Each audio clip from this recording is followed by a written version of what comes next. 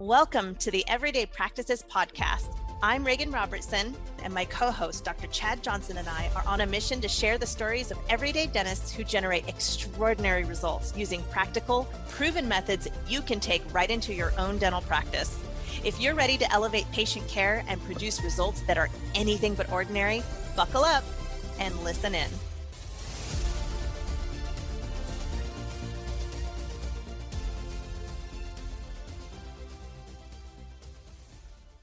Cyber attacks can feel as sudden as a heart attack.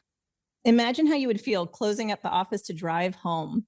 You are completely unaware that while your hand is turning the key to the lockup for the night, cyber criminals have breached your systems and are actively wreaking havoc on your business.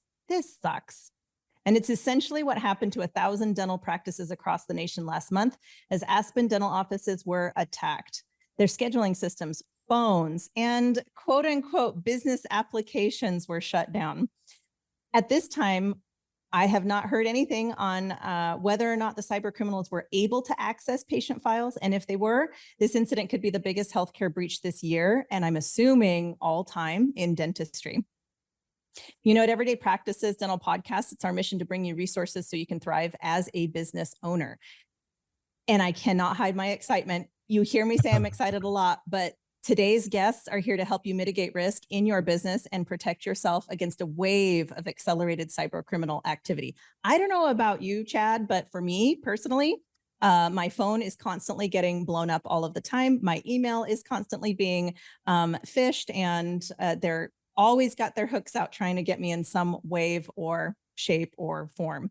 So that is why we've invited Adrian Santangelo. Adrian is the Chief Digital Forensics Officer of Cyemptive, the only cybersecurity company that guarantees threat elimination. And I'll let him dig into all the meat of what that means. Adrian is an award-winning ethical hacker and IT industry expert that actively identifies, detects, and blocks ransomware before it hits the news. So, you know, guys, the stuff that doesn't hit the news, Adrian is typically supporting it, behind it in some way, and helping the world. I'd say that with little to no exaggeration. It's that serious. With over 30 years of experience in computer security and digital forensics, Adrian lives and breathes giving knowledge to others, resources, and the support necessary so that business owners can safeguard their livelihoods. Kind of off script, the TLDR of this, since I have known Adrian for 15 years, if not longer than that at this point. Yeah. To me, Adrian, you are like a cyber Batman. I know you're completely human for the most part. And you, try to say that way. I know, like a superhero. I see you leveraging your intellect, your cunning nature, your cleverness, your knowledge, your experience, all of that stuff to protect business owners and society at large. So it means the world for us to have you on the show. And listeners, this is going to be part of a several series exclusive because we are also bringing in Robert Niles, which is a man that brings a real breadth and depth into risk mitigation for dental practices as well. Robert is on our PDA team as our information security officer. So you will hear him in an upcoming episode. Adrian Santangelo, probably the longest introduction we've ever done. Welcome to Everyday Practices. Thank you. Thank you. I don't know, Adrian, I don't know if Reagan knew, but this is actually an intervention. Reagan, we were hoping to bring Adrian on so we could contact you about your car's extended warranty. And we just need a little bit of your personal information and we can move forward with that. Don't worry. Oh, yeah, absolutely. You just need my social security? Yeah. My mother's my maiden name. Well, Adrian, thanks for coming on. I appreciate you joining us. Where are you taking this video chat from, if you're allowed to say? I'm allowed to say. Our office is public knowledge. I'm in Burlington, about an hour north of Seattle. Oh, right on. Okay. I didn't realize we're still practically neighbors. I was thinking you were down in Seattle, which feels like a different world at this point. Nope, we kept our office and just redirected. So Adrian, fill us in on the background to what you found out about Aspen recently. I mean, like, what's your take on it? You know, it's not uncommon to see ransomwares like this, where they will basically take services offline first and just kind of cause disruption. That's how they go about their processes, and that's how they go about the scare tactics and trying to get people to, pay up and then have their information in a quote unquote saved and released. Frequently, if they don't pay up, then they have already exfilled information previous to being ransomed, and that's when the bad stuff comes in, when stuff gets released, things you see in the news. Now all of a sudden, data's hit, forums and that kind of stuff for sale. And so they're still kind of I know it happened quite some time ago in the world of computing, but they're still in the early stages of this process right now. So what's the main reason why cybersecurity is on the rise for, and should I even call it cyber risk or whatever is on the rise for healthcare professionals? I mean, it's on the rise for everybody. Healthcare is targeted because they frequently have a lot of personal information about a lot of people in one place. And so you can go and attack like a business, like a restaurant, and you might have their money they collected that week, day, whatever, from credit card skimming or what have you. But a lot of times, the medical information sells well. It usually is required for getting access to other things that are out there, other services, other accounts, etc. And you can frequently gather information about someone. It can be called OSINT, open source intelligence. A lot of times, using information you can gather online or from other breaches, you can gain more information about somebody to the point where you can actually access their accounts in other ways. And so healthcare is becoming a big target, as is insurance, because they also hold lots of information about people. And we're also seeing, of course, services like credit reporting services, debt collection services. We're seeing those get hit a lot too, because again, they have a lot of that personal information behind the scenes, and sadly, most of them aren't as secured as they should be. Chad, think about our interview with Dr. Roy Shelburne last week too, talking about what's coming down the pike, or his predictions for the mandating of medical billing and information being available to patients. This is only going to, I believe, become even more of a risk than ever before. Yep. There's also the move from COVID to kind of work from home. They have, like medical transcriptionists and medical billers that are working out of their houses, and those houses networks are not secured the way that business ones are. It's even worse. Oh, I didn't even think about that. Yeah, we actually, as a business, took on all the personal residences of people working remotely just to get them secured at the same time to protect the businesses that we support. Are you seeing? Found it. Oh, go ahead. Oh, go ahead. No, go ahead, Chad. You do it. Well, I was going to say, are you seeing things specific to dental offices in general, or do you kind of blanket it under healthcare general because the risks? We definitely kind of blanket to a point.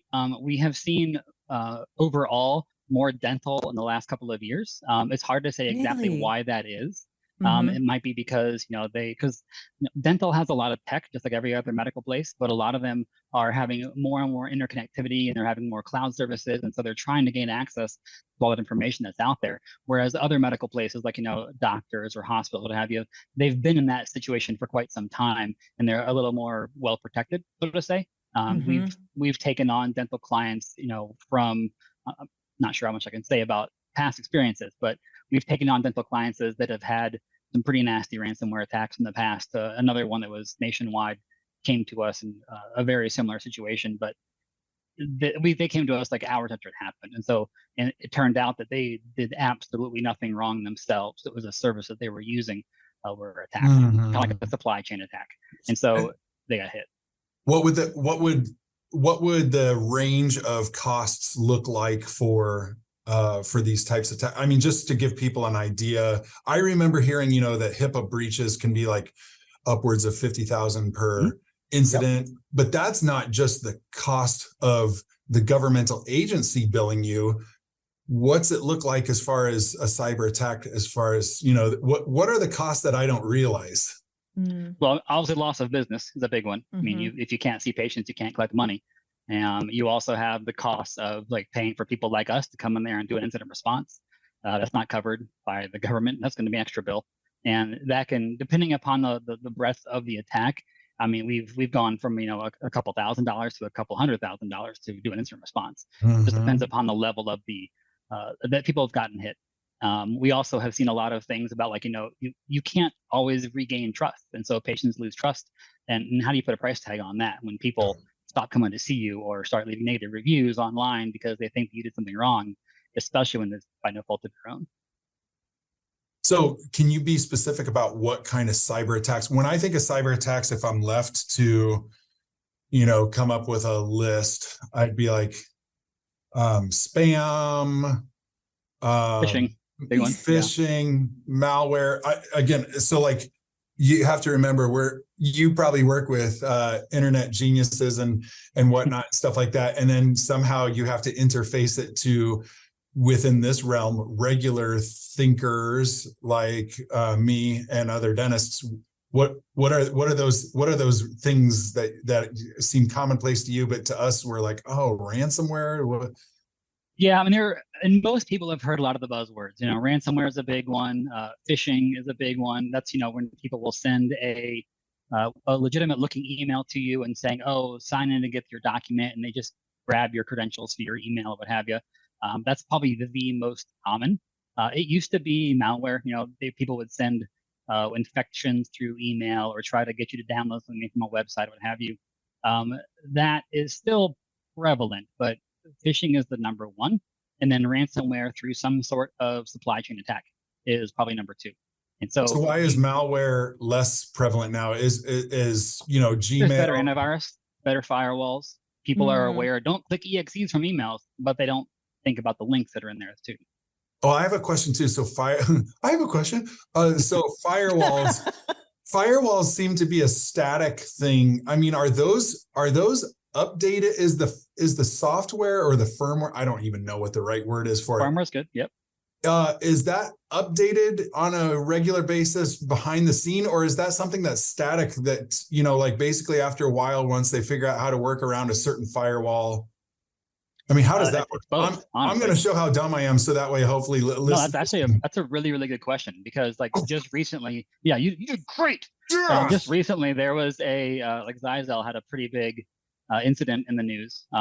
They're a pretty large manufacturer of small business firewalls, and they had a issue where their firmware and their firewall, the firmware is the software that makes the hardware work. Now, you think of software, you think of like Windows and the stuff you interact with. Right. Yeah, but there's still devices that have to have, they have to boot up to an operating system that says when you're moving transitions around, you're moving networks around, that's the firmware. And that gets updates on a somewhat frequent basis. Depends upon the manufacturer.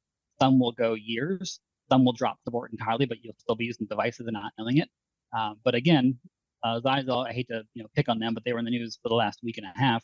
They had a pretty big issue where it was a 0 day. I mean, there's no warning. There is actively being exploited in the wild when it's first discovered. It's not discovered by a security researcher or discovered by somebody internal. There is zero time to prepare, and so they had a 0 day where somebody could send a malformed information packet to the firewall and just gain full access to the device. It was seconds to exploit. They have what they call a CVE. It's basically a risk score that's assigned to something. 0 being doesn't matter, 10 being the world's ending. It was a 9.8, a CVE. So it was considered one of the worst possible things that could have happened. And so there's been thousands of places out there, and Zizels are common. They're commonly bought off the shelf from big box retailers. They're commonly sent and put in by MSSPs, security providers, for everybody, including dental offices. We've deployed them in the past ourselves. We don't need more, but we've deployed them in the past ourselves too. So they're out there quite a bit. And so things like that is huge. Keeping updates going on your devices, especially your perimeter devices, anything facing the rest of the world. I mean, it's like my father always said, don't skimp on stuff between you and the ground, shoes, socks, beds. I say, don't skimp on stuff between yourself and the outside world, because that's where a lot of the attacks are going to come from. Wow. When we talk about ransomware, I want every listener to understand that it is the old Wild West of ransomware. So for example, when they take it ransomware, you will be communicating with someone. Can be. Absolutely. Yep. A lot of times they will actually, like back in the good old days of ransomware, they just encrypted your stuff and they said, pay up. And if you had a backup, you say no, and that was the end of it.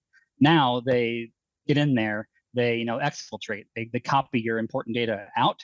Then they ransom you. Then if you don't pay up, then they just blackmail you or then sell your information somewhere online instead. They can make up that money. And so that's a double whammy. And so now it's much more difficult. You can have the best backups in the world, but if you get breached, information's out there and you have, compliance requirements from HIPAA and PCI DSS and everything else, that's not going to be a concern for you, on top of the sheer fact of it's people's personal information that's getting out there, which is just not a good thing. So what's the ethics of this person that that takes your ransom and then doesn't also sell it on the dark web? You know, it's the same ethics of if you pay the ransom and actually get a decryption key. I mean, for the most part, usually it happens, but of course, I mean, you're dealing with a cyber criminal. So they always say, don't pay the ransom, period.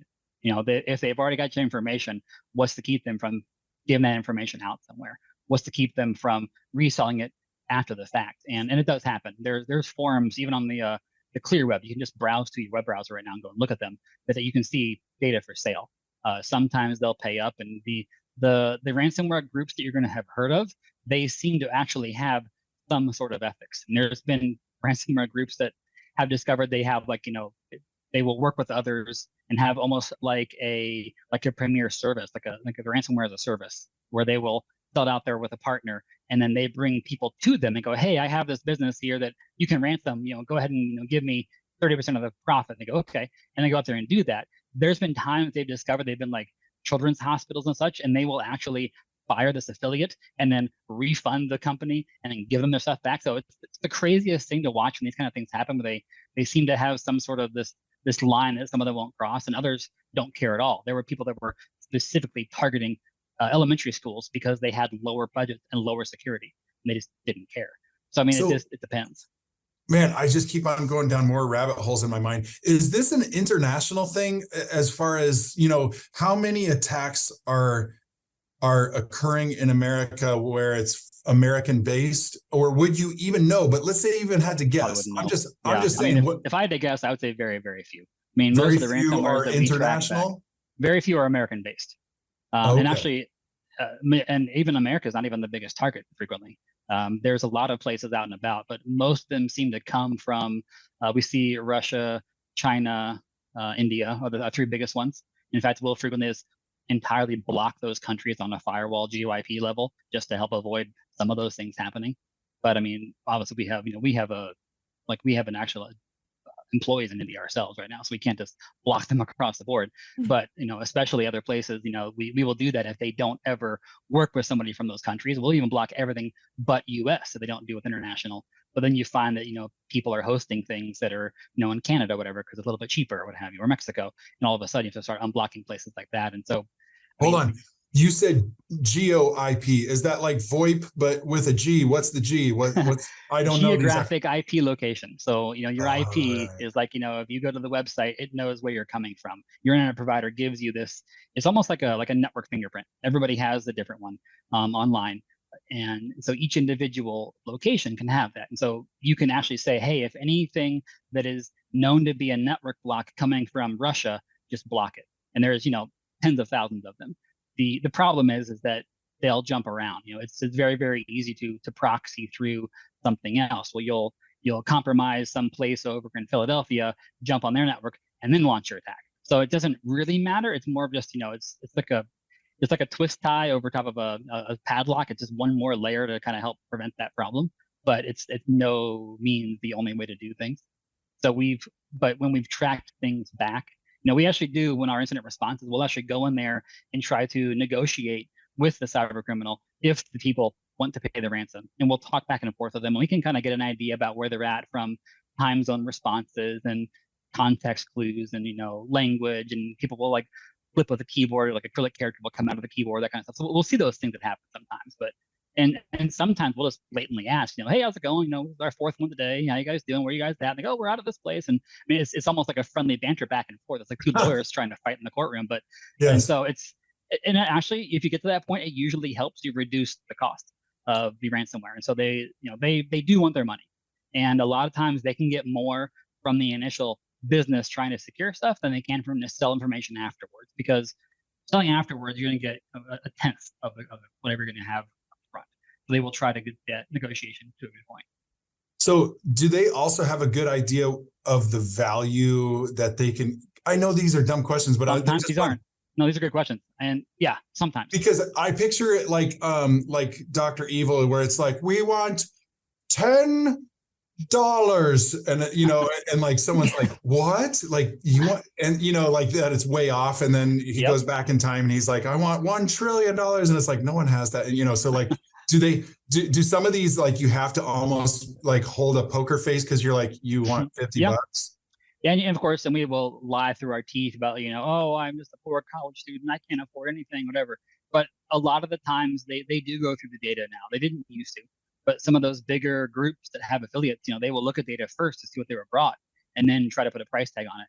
And they will gather information about their targets as well. You can go to they have, ransomware leak sites on the dark web, but you can go to and browse and actually see who they've attacked, what the place is. They'll list their revenue, they list their website, they list their description. Yeah, so they know about them, and they will base pricing sometimes off of their own OSINT, open source intelligence, to see what they actually have gotten themselves into. Are these, Adrian, are these similar to almost like cartels? Like do they have names to them? Do they have nicknames and alternative personas? CLOP is the most commonly one referred to right now, CLOP. That's what you see on that. And every place has a different name for them too. And so like Microsoft just changed all their names to be just very, very different. And I don't think it's a ongoing joke in the security world right now, but they've changed all the names to be like, like an element and like an animal. It's just weird. But Fluffy Unicorn was the first thing that I thought of. What is the softest, friendliest little like name that I could give? then you think they're okay. It's okay. It's just the Fluffy Unicorn. Yeah, no, they're very, very popular out there, and they make a name for themselves. And there's actually a place called darkfeed.io you can go to that gives you a lot of inside information about what ransomwares are happening now, who has gotten hit, and then what groups are active and that kind of stuff too. And they have we monitor there too. So it's along the clear web, as we call it. So you can actually go there and browse to it yourself and look at it. Okay, another question. I just recently saw .io, and it was like earlier this week, first time ever. What is that? It's called TLD, a top-level domain. It's no different than .com, .net, .org, etc. There's like some of them make sense. Org means organization, right? What's .io? Yeah. Whatever they decided to pick. Yeah, I mean it's international organization. Could be. I'm gonna go with that. Information opportunity. Mine's better. Come on, Reagan, talk on it. There's over 400 of them, so trying to fit a name to them all would be difficult. Let's list them off right now. No, I get you. Yeah, time. We'll do this. I would love to talk about the incident response, because this is the part that is very exciting to me. Chad, you and I have talked about it. Adrian, you and I have talked about it. It's really not one of those ifs, it's when. So it's about mitigating risk and what you can do to mitigate risk. So I'd love to share with listeners at what point forensics have to occur, and and then walk us through what an incident response looks like. So anybody listening to this, they get hit. What does that look like? What happens next? What do they do to protect themselves with that, with regards to calling in the big troops? Yeah, I mean, once you've gotten hit, you're obviously a little bit too late to be protected, sadly. Yeah. But in terms of, what we actually would go in there and do, the first thing we do, of course, is assess damages. We'll try to figure out when they came in. So we do an RCA, root cause analysis, to see when they came in, how they got in, and what did they get, where'd they go. And a lot of times, those log files are very limited on smaller networks. Enterprise networks have a lot better means of doing such things, but smaller networks, small businesses, even medium businesses, don't always have a process in place for archiving logs. And logs are by far the first line of offense once you've been breached, is to see what happened, where'd they go. Because we can see, they came in on this computer under this account, and from that computer, they went to this computer, then they grabbed these files, etc. Most networks would go in there and say, well, they had this account. Let's see what that account has access to and assume it's all compromised, because there's just no logs. Either they get wiped by the malicious actors, or they just simply weren't kept long enough, because that's one of the reasons that like HIPAA and such says you have to have monitoring, you have to have logs, and you have to maintain those logs for a certain period of time because of this. They have to know what happened. And if you can go, they can be your best friend too. We've gone into places and said, hey, yeah, they had access to this computer, but because you had defense in depth, they didn't get access to anything special. So you're good. There's nothing to be concerned about. Wipe the computer, move on with life. We've also had times where we go in there and say, hey, look, you had great logs, and we're going to say they've hit your entire network, and they've been onto your home networks from the VPN. And so it varies drastically by the infection or by the malicious intent. I mean, because again, with all the affiliates, not all of them are very good at what they do, and some of them are very, very good at what they do. And so the ones that are very, very good those are the ones, of course, have a much larger response needed. So let's talk about some of the biggest mistakes that you see happening. I think that's a good segue into it because you said, some are very, very good, some are not very good. What are the biggest mistakes that you are seeing today happen in businesses? So I said defense in depth before. That's the biggest one. There's you have to have layers of security. You can't just have, a firewall, or you can't just have an antivirus. You can't just have a backup. You have to have all these things, as well as updates and patching and monitoring and maintenance and all of this stuff. That's just, to prepare. You also have to have actively, making sure that, like, say, if a user leaves, that all their accounts are shut down. Or if, somebody gets a password breached, you have to make sure that password's reset everywhere it's used, et cetera. So there's a lot of stuff that it's a constant cat and mouse game. And so defense in depth means you have to have every possible layer you can, because once you break through that perimeter, and think of Fort Knox, once you get in there, you can't just walk through the door and then walk down the hall. You have, jail cell after jail cell protecting things as you go. That's the same thing you have to have for your business. You can't just have, this steel iron curtain wall, and then on the inside just a bunch of drywall. They're just going to bust right through the wall and be done with it. All right. So Adrian, 2 questions. First off, how long does it take to recover from a cyber attack?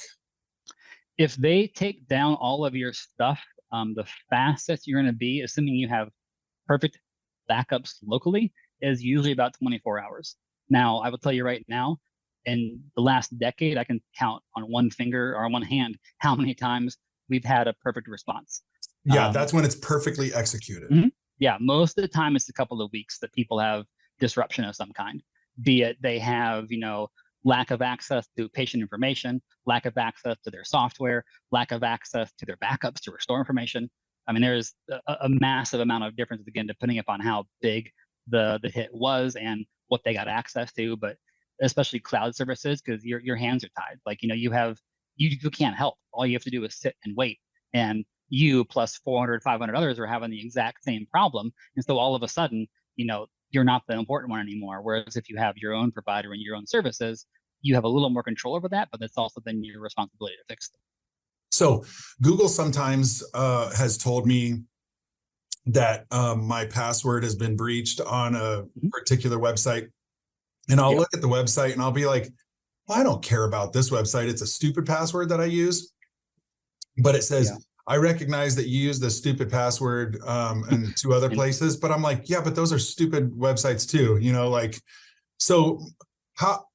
I know, again, I almost feel dumb asking these questions, but again, I can't be the only one wondering if I didn't change that password to the low security site that I don't have, anything saved except what my favorite,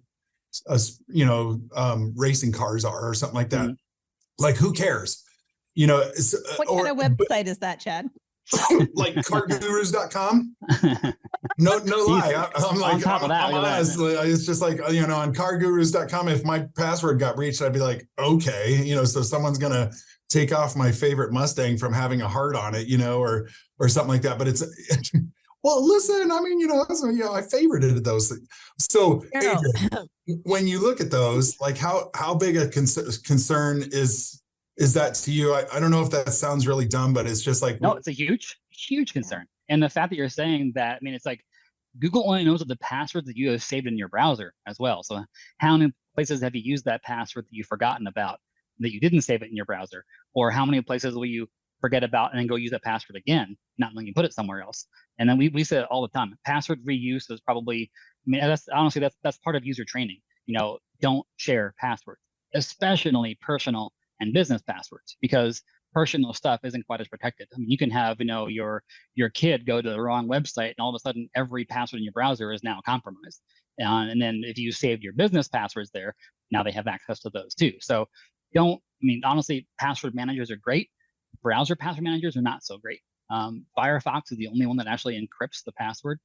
Google's making changes to this, but they still haven't gotten it fully done yet. So be cautious of that. But yeah, having sharing passwords is a huge no-no. And just general lack of education. Sharing passwords, you mean using them across different websites? Correct. Yes. Okay. Yes. And so people say, I can't remember a password for every website. Well, you can, have an algorithm of some kind. You don't have to just have a randomly generated password every single time. You can have an algorithm of some sort. Like say that you have like a sentence is a great password. It has spaces, capitals, awesome, punctuation in there. That's a good password. Well, now change that password per website. Figure out something you want to do. Count the number of letters in the domain name and have that be the number in the middle of it. Just do something different for each site that you can recognize yourself, and then you can actually generate that password on your own, but still have it be secure across the board. I was going to do that at one point. Like I was going to use the first letter of the website, as the thing, to add that in. Then I realized, then I realized some passwords or some websites go, portal.ccat.com. And I'm like, oh, crud, like now was it S for CCAT or the P for portal?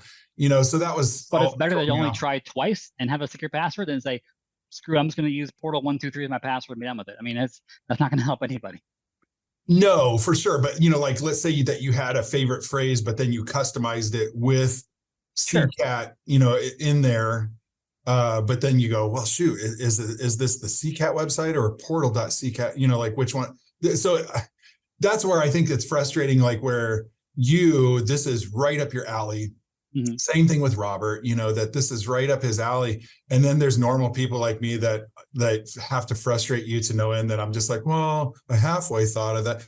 It'd be like for dentists being, like someone saying, well, I thought about brushing, but then I forgot. And it just, the month later, and it's just like we think that sounds so stupid that you can't, think of something like that we're just asking for maybe once a week to, find a toothbrush bristle on your teeth. And some people are like, I don't know if I could do that, I get it.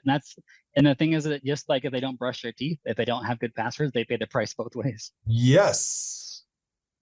Yeah. I had no idea that if it was saved in the browser, that would be an issue as well. It can be. I mean, it depends upon, of course, the browser, what passwords you have saved, where you go, what hits it. I mean, because there was like a Chrome extension a while ago that was found to be trying to harvest information out of the browser. And so that kind of stuff, and where does that go? You have no control over it. And so that's the biggest concern. And there are services out there that allow you to save passwords that can then be injected into the browser. Like LastPass has one, and Bitwarden has that. And so like you can have a local password manager, but then have a browser extension with that local password manager. And so then when it pops up, it prompts you for a master password. You've had that master password in, then it fills the password for you. And the master password can be something, crazy big and long but it's the only one you have to remember. Do you see passwords going to the wayside? Ideally, yeah. I mean, some sort of, physical token, like YubiKeys are getting kind of big, or MFA is also important, multi-factor authentication, where you have a password, but you also have something you have and something you know. And so the something you have can be those rotating digits that are on your phone or what have you. So even if passwords don't go away, again, defense in depth, having something else in the way is huge, especially something physical that you keep with you. Well, it'd be along the lines of the CVV code for a credit card. I just find it funny that there's 16 digits and then they're going to add 3 more digits. And I find it funny that I'm like, so really there's not that many, there's not that many options with these 3 digits. Why all of a sudden is that like going to be what protects the United States from losing all credit card? I mean, it's not. Do you know what I mean? Like EMV. Yeah. Yeah. Yeah, no, it's not. I mean, again, like the CVV was a good idea in theory. It was like one more thing that you have to flip the card over to see, but now places are printing the card number on the back too, so it doesn't matter. And it's like, whatever. So, I mean, it's just one of those things where it's kind of funny, but like having an actual physical device that you can't even like look at, or that changes, like MFA codes, like Google Authenticator or Microsoft Authenticator. But what is an MF? Oh, multi-factor authentication. Yeah, okay, there's 2FA, which is, two-factor authentication, and MFA, multi-factor authentication. And basically it just means having something beyond your password. And it's like, your browser will have like built-in, like YouTube has a built-in MFA for Chrome and for Android. And so you can go to the YouTube app and then actually generate a code, and it changes every 30 seconds. And it's time-based, so it has to be exactly at that time that it works. So even if somebody gets your MFA code that time, it's no longer good in 30 seconds. That's how it works with prescriptions. Like for us writing prescriptions in Iowa, I know they're passing that in a lot of states, but on my phone, I have to authenticate Correct. from the website that we're, digitally sending in a prescription and stuff like that. And that's why now they're trying to steal sessions as opposed to login credentials and passwords. And once you authenticate with that MFA code, you got to do your thing. You're now under an active session. And there's something called a session token or a session cookie that is stored in your system and is good for a certain period of time. And so now they're trying to attack those session tokens and session cookies. Like Facebook is a great example. If you go to Facebook on the website, when was the last time you had to log in?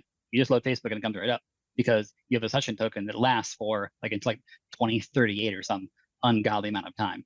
And so if they were to take that session, they don't need your password. They don't need your username. They don't need your MFA code. They have an active session that works.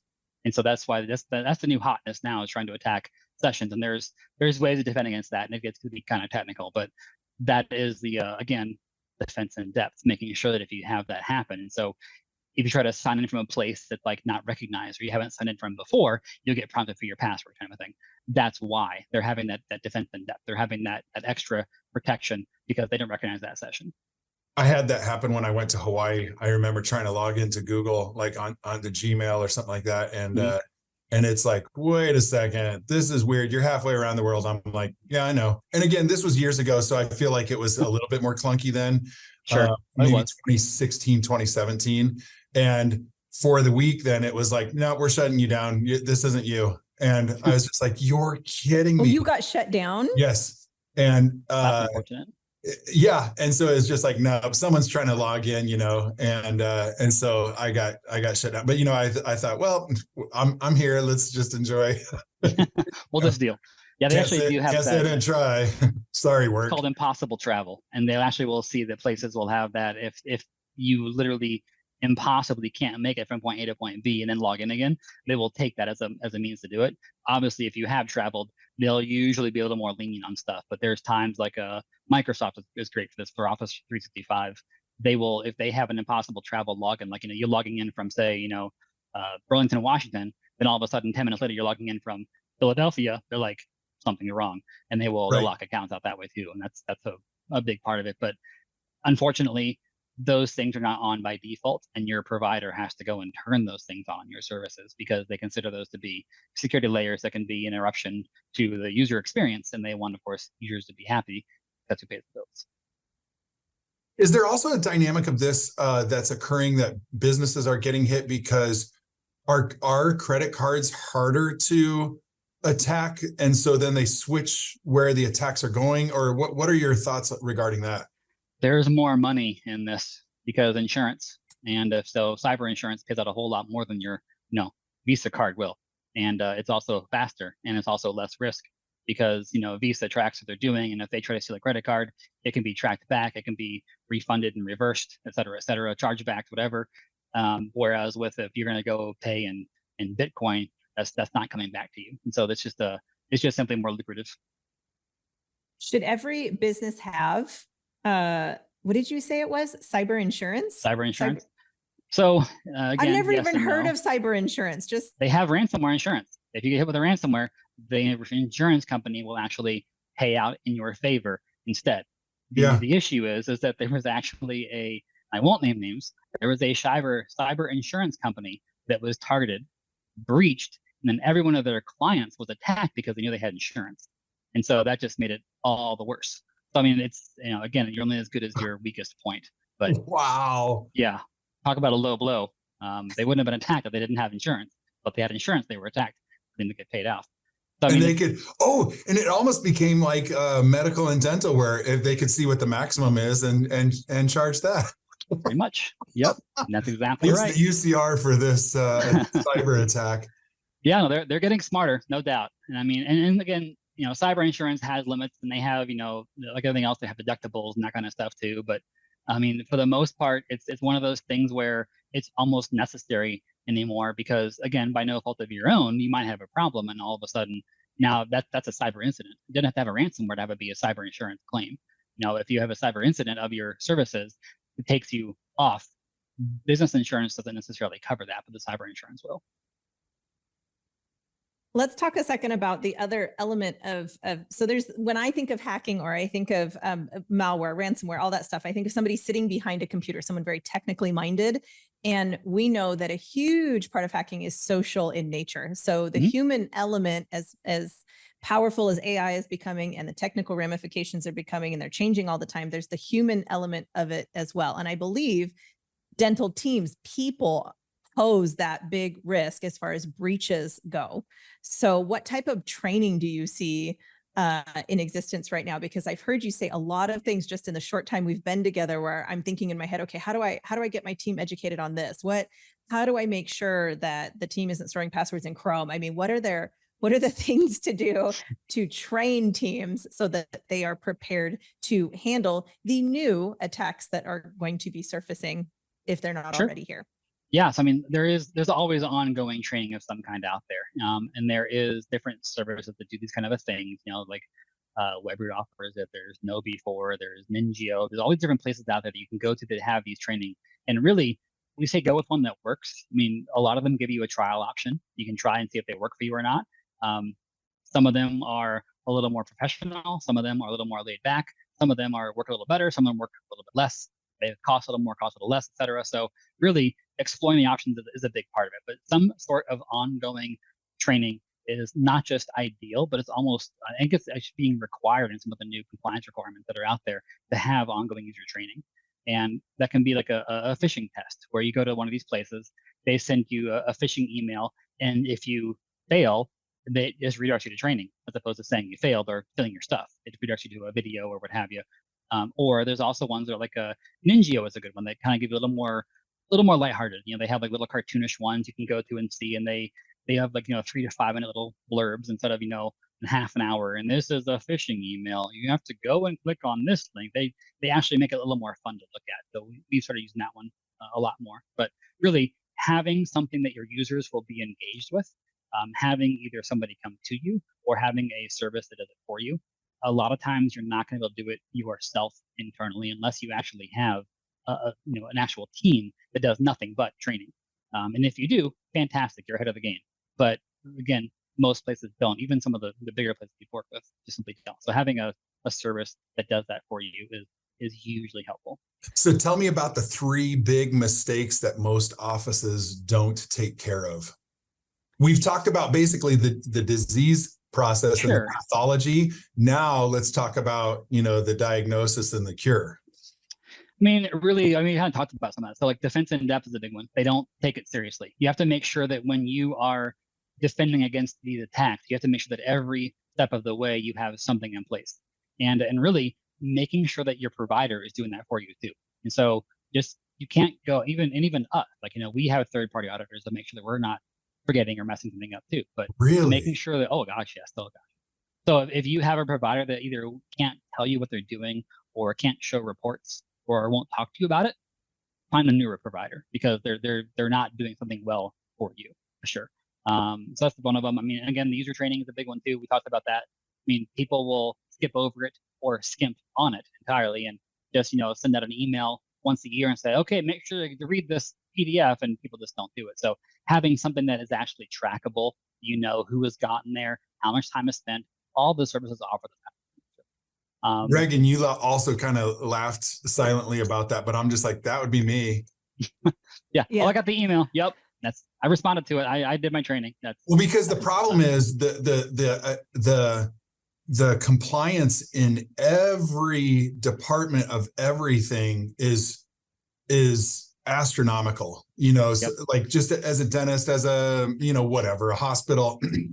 So for example, it's like, once a year, we're supposed to log on to, at minimum, the radiology department's latest updates and see if there's any changes in how, and I'm just like, this is just another example of one more thing. And again, that it's laziness coming out when I say it out loud, but truthfully, I would love to see a dentist who is just on the ball, complying with everything at all times and stuff like that. It would be impressive, because I don't know actually if they drill teeth. Haven't met one yet. No, I don't know if they would actually be working on patients and drilling teeth, but there's got to be one out there and they would not be making money I mean, they're not a profitable business. But then the problem becomes, if they're a profitable business, they're also possibly overlooking some of this, which could make them less profitable the other way. So that's very true. No, it's a constant, again, it's a constant cat and mouse. I mean, we say it a lot because it really is. It's always back and forth. And once you get caught up to the current regulations or current recommendations, in the process it took you to get caught up, they've changed, they've advanced, they've evolved, what have you. Well, and before we get into the second part for next week, I have a question then regarding, I have a company that does dental work, Chad. Dental work. Dental work? No. They overlook our IT systems and everything like that. Sure. This is a good question, because I think a lot of dentists would think this way. Are they necessarily doing what you could or would do? And, do you get what I'm asking? Like, someone goes, no, I'm good, I've got an IT company, but it's like, yeah, but is the IT company doing this? Yeah, so we have been called in after the fact for many IT companies that, unfortunately, there's people think of IT as like, oh, they can do computer stuff, but there's there's a vast amount of stuff to do. You have not just your computers that you use day to day. You have your servers that are on the back end. You have the databases of those servers. You have the networks of those things. Then you have a security layer on top of all of that stuff. So, I mean, there's very, very few places, including us, that can do it all. I mean, we don't do it all. We're focused on security for a reason. Just like most IT places you're talking about, like a managed service provider, MSP, they are usually focused on functionality and basic level security. They want to make sure that that you have a firewall, that you have an antivirus, you're getting your patches done for software, et cetera. Backups. But yeah, backups are huge. But like backups actually is a good point. Make sure they're testing those backups. Just because the backup log said, yep, the backup ran, can you restore a file? Can you boot up your computer from that backup? Is it accessible to you in a reasonable time frame? I mean, we had a client come to us that had offsite backups only. They had every bit of information 100% stored and saved, but they had a server fail. It took them almost 7 days just to download their information. They were down for 7 days. So like backup, you've got to have on-site, you've got to have cloud that's your disaster recovery. A cloud backup should not be your backup. That should be the place burned down, the server died, my backup was stolen, whatever. That's your cloud backups. But have a local backup so that you can access something quickly if you need to. And so, I mean, yeah, there's a multitude of things. So if you have an IT provider, ask them these questions. Ask them, when was the last time a backup was verified? Prove it. Because some services will actually let you boot your backups up in a virtual environment and function if you have a problem at the local office or the server, what have you. If you have one of those things, have a screenshot showing you that your stuff's booted up. You can log in and access it, use it, because you should. That's what those services are for, and that's how they're supposed to work. Really good stuff to think about, huh? Yeah, just make sure they can provide that information to you. I can guarantee to you that if one of our clients would come to us and say, what have you done for us this month? Prove it. I will give you a 400-page report on everything we've done, because we have that data and we were happy to provide it. And if you cannot get that from your current provider, I would question your current provider a little more. Mm-hmm. Talk to us a little bit about EDR, endpoint detection response, and having that as part of the services of Suite and any third party that you engage with. Sure, definitely. So, I mean, EDR, and people think of, basically antivirus. And EDR is kind of that big brother of antivirus. Back in the good old days, a virus was just a code snippet that would cause a problem, replicate, and go cause more problems. This is not the way it is anymore. So antiviruses that are fingerprint based just aren't enough. And so they're still necessary. You still want to make sure to detect that same Word document going around and get it stopped quickly. But stuff evolves too quickly. And there is, polymorphic viruses that literally change as they spread and go about their processes. EDRs are designed for activities. Antiviruses are designed for files. And so an EDR will say, well, this file is trying to, log keystrokes and spread to my network shares and send information back to somewhere else. This is not just a virus. This is a keylogger, or this is a backdoor, or this is something else. And so the EDRs take all that information at once and look and see how something is acting and then treat it differently. And so legitimate stuff will get flagged by EDRs because it's doing something that an illegitimate thing might do. There's actually a full attack framework you can look at called MITRE, M-I-T-E-R-E, that you can actually go and look at. And EDRs will follow that framework and say, if it's doing, 2 or more of these things, it could be something bad. Let's look at that more closely. And EDRs are also important for incident response, because once something happened, we can go into an EDR and actually see where it happened with that file, how many people had that file on their system, how many places did it reach out to, because as long as EDR is installed in all those places, it records that information, again, logs off-site. So with some sort of a cloud service instead. So there's a ton of them out there. You've probably heard of many. I'm not going to mention any names right now, but a lot of the EDRs that are out there are pretty good. None of them are perfect. Even the one that we use and rely upon, we've discovered nuances. And so we adjust our own uses, our own defenses around those nuances, knowing that can be a weak point of the process. So again, ask your IT, ask your trusted advisor, what EDR are we using? How does it work? And how are you working around the weak points? Because every one of them has one. This is a really great segue, I think, into part 2, which is these are how to handle things that are happening today. And I am reading publicly a lot of scary things that are coming down the pike that really, they do stop my heart, which means if I'm reading it, I don't even know what you know, Adrian. So Yeah. I'm really excited to jump into part 2, which is what you see from your perspective as coming down the pike tomorrow, so that we can start to think about this and prepare to this. Before we go into part 2, real quickly, if you could give 3 tips for people to take away to do today, what would it be to protect their business? Only 3, huh? Yeah.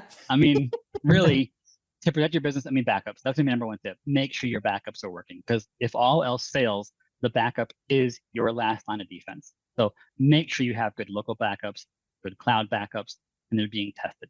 They're being, verified. That's the biggest one. Also, making sure that, again, I'm going to come back to user training. I know people hate being told what to do, especially when it's boring, but make sure that your users are constantly being educated. If you can't do it yourself, find someone that can, because, really that's going to be your first line of defense. That's usually the first attack vector, is social engineering of some kind. And so if a user can recognize that phishing email when it comes in, or that phone call sounds fishy, that is going to be your first and best bet. And so, don't worry about having your backups if you can have people stop it at the start. And then, find somebody trustworthy to help. Nobody can do it all. Make sure that you have services that can provide information that you need to look at in terms of, what's being done, how it's being done, why it's being done, and then make sure they can cover all those different services that are out there. Can they see that your backups are working? Can they see your EDR is working? Are they alerted if they are not? What is their response time if something fails? What is their response time if an alert goes down and says the EDR has detected something? Because just because you have an EDR that alerts, great. If they see it Friday at 3, go, it's close to the weekend, I'll deal with it Monday. We've had a response of Monday morning because at 3:45, someone got in the system and spent all weekend long wreaking havoc. So, they have to make sure that they are staying on top of stuff. Have if you can, have a place that has an actual 24/7 SOC, security operations center, monitoring stuff. And most EDRs have that the provider can tap into. They don't do it themselves. A lot to think about. Thank you so much for really educating everyone and letting people know with many acronyms what we should be thinking about. I can speak all day long on acronyms. I know it's the security world, but it does to me, like, Chad, this is I feel the weight on my chest of what it means to be a business owner. All of the things you have to think about in addition to doing your dentistry, Chad. Great. Yeah, I'm going to put out a help wanted for a compliance manager.